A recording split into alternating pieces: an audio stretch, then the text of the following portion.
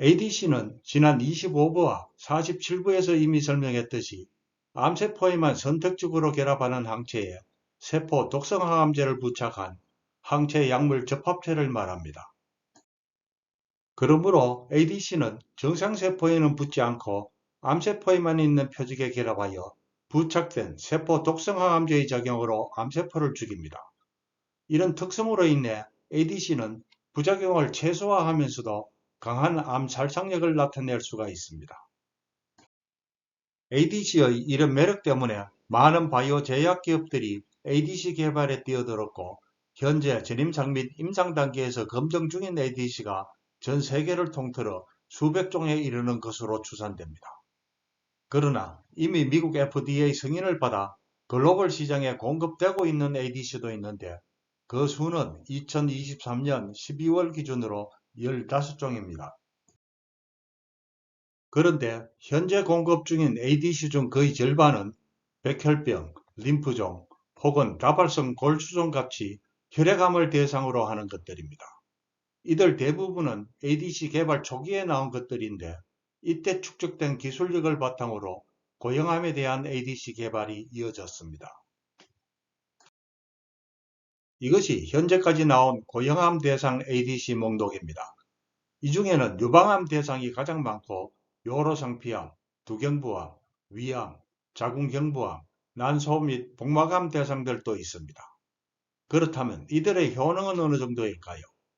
이 모두를 한꺼번에 소개하는 것은 어려우니 이번 영상에서는 이들 중 가장 큰 반향을 불러왔던 엔허투만을 소개하도록 하겠습니다.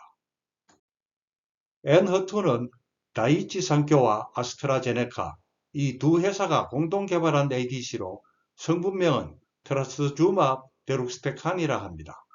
이것은 트러스트주맙이라는 항체에 데룩스테칸이라는 약물을 붙였다는 것을 의미합니다. 트러스트주맙은 지난 3부에서 언급했듯이 유방암의 허투라는 표적에 결합하는 표적항암제인데 여기에 세포 독성물질을 붙여 그 위력을 향상시킨 것이 엔허투인 것입니다. 유방암에는 크게 세 가지 종류가 있다고 지난 3부와 29부에서 설명한 바가 있습니다. 가장 빈번한 선으로 여성 호르몬 관련 유방암, 허투 양성 유방암, 그리고 삼중 음성 유방암이 바로 그것입니다. 이들 중 허투 양성 유방암은 허투에 결합하는 표적항암제들이 좋은 효과를 보인다 했습니다. 그러나 호르몬 관련 유방암과 삼중 음성 유방암은 허투 음성이기 때문에 이런 표적항암제들을 쓸 수가 없고 수술과 세포 독성항암제 위주로 치료가 이루어져 왔습니다. 그런데 허투 음성이라 간주했던 환자들도 자세히 보니 이들 모두가 허투가 완전히 없는 것은 아니었습니다. 이들 중에는 허투를 어느 정도 발현하는 경우도 있지만 그 양이 너무 적어 허투 표적항암제가 효과를 나타내지 못하는 것입니다.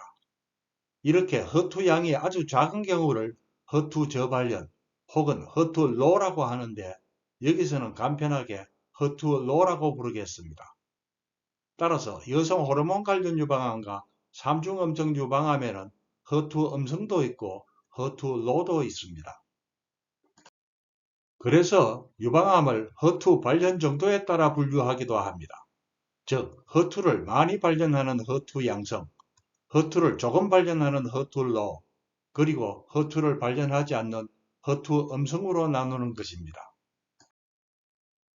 이들 중 발생 빈도가 가장 많은 것은 허투 로인데 전체 유방암 환자의 55%가량을 차지합니다. 그러나 이미 설명했듯이 허투 표적항암제는 허투 양성암에만 작용하고 허투 음성은 물론 허투 로에도 효과를 보이지 않습니다. 이러던 와중에 허투에 결합하는 ADC인 엔허투가 개발되었습니다. 엔허투는 당연히 허투 양성암에 결합하여 효과를 보이지만 허투 음성암에는 결합하지 못하므로 그 효과가 없습니다. 그렇다면 엔허투가 허투 로에는 효과를 보일까요?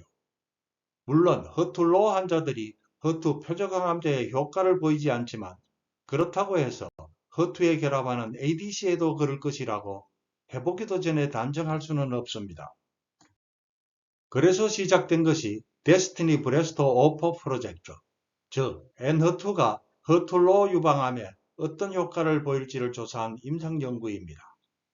이것이 그 결과를 보고한 논문인데 미국, 일본, 한국 등 국제공동연구진이 뉴잉글랜드 저널 오브 메디신이라는 학술지에 2022년에 발표한 것입니다. 이 연구의 대상은 전이된 허투로 유방암 환자 557명이었습니다. 이들 중 494명은 여성 호르몬 관련 암이었고 63명은 삼중 음성 유방암이었습니다.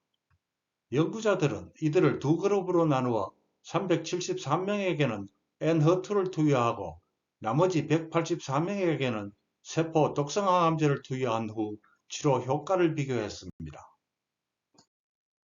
제일 먼저 비교한 것은 무진행 생존기간, 영어로는 Progression Free Survival, 줄여서 PFS라는 것입니다. 이것은 약효가 지속된 기간을 말합니다. 즉, 항암제를 투여하면 암이 진행을 멈추고 크기가 줄어듭니다. 그러다가 시간이 지나면 다시 자라는데 이렇게 다시 자랄 때까지 걸린 기간을 무진행 생존기간이라 합니다. 따라서 이 기간이 길수록 좋은 항암제라 볼 수 있습니다. 이것이 N허투와 세포 독성항암제의 무진행 생존기간을 비교한 결과입니다. 여기서 가로축은 항암제 투여 후 기간을 게을러 나타낸 것이고 세로축은 무진행 생존율을 나타낸 것입니다. 기간 제로가 항암제를 투여한 날이며 그 이후 세포 독성항암제군의 무진행 생존율은 회색으로 N허투군은 푸른색으로 표시되어 있습니다. 한눈에 보아도 N허투군의 무진행 생존이 길다는 것을 알 수가 있습니다. 예를 들어 치료받은 환자의 절반이 다시 암이 자라기까지 세포 독성군은 5달가량이 걸렸으나 N허투군은 이보다 2배 긴 10달 정도가 걸렸습니다. 다음으로 전체 생존율을 비교하였습니다. 이것은 암의 진행 여부에 관계없이 환자의 생사 여부만 비교한 것입니다. 환자의 절반이 사망하기까지 세포 독성항암제군은 16.8개월이 걸렸지만 N허투군은 이보다 긴 23.4개월이 걸렸고 이 연구의 종료 시점인 33개월 후에도 N허투 그룹의 40% 이상이 생존했습니다. 이런 연구 결과들에 미루어 전이된 허투로 유방암에서 기존의 세포 독성항암제보다 N허투가 훨씬 효과적임을 알 수 있습니다. 이 결과는 2022년 7월 학술지의 논문으로 발표되었지만 이보다 앞선 2022년 6월 초에 아스코라는 학술대회에서 구두로 먼저 발표되어 엄청난 기립박수를 받았고 언론에도 보도되었습니다. 그렇다면 N허투가 이런 갈채를 받은 이유는 무엇일까요? 그것은 이제까지 세포 독성항암제에 주로 의존했던 허투로 유방암에 ADC라는 새로운 수단, 즉 게임 체인저가 나타났다는 것입니다. 더욱이 허투로는 유방암 전체 환자의 반 이상을 차지합니다. 따라서 N허투의 혜택이 허투 음성을 제외한 모든 유방암 환자에게 돌아갈 수 있다는 측면에서 큰 환호를 받은 것이라 생각됩니다. 이상으로 유방암에서 N허투의 효과와 임상적 의미에 대해서 소개해드렸으며 이를 통해 ADC와 유방암 및 그 치료 방안을 이해함에 도움이 되기를 희망합니다. 감사합니다.